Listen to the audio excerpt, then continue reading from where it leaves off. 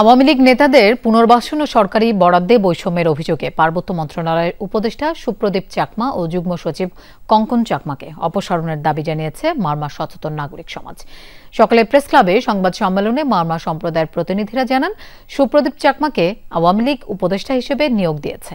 দায়িত্ব গ্রহণের পর থেকে প্রকল্প বণ্টন ও বরাদ্দে মারমা ও ত্রিপুরা সহ অন্যান্য সম্প্রদায়ের সাথে বৈষম্যের অভিযোগ তোলেন তারা।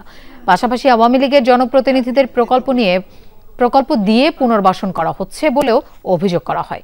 পার্বত্য চট্টগ্রামের বৈষম্য দূর করতে ৭ দিনের মধ্যে দৃশ্যমান পদক্ষেপ না নিলে কঠোর কর্মসূচির হুঁশিয়ারি দিয়েছে মারমা সচেতন নাগরিক সমাজ।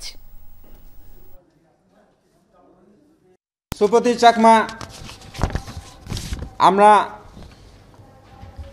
পদ থেকে অপসারণ করতে চাই। দ্বিতীয়ত, কঙ্কন চাকমা যুগ্ম সচিব পদ থেকে অবিলম্বে প্রত্যাহার করতে হবে, না হলে আমাদের পার্বত্য চট্টগ্রামে বৈষম্য দূর হবে না।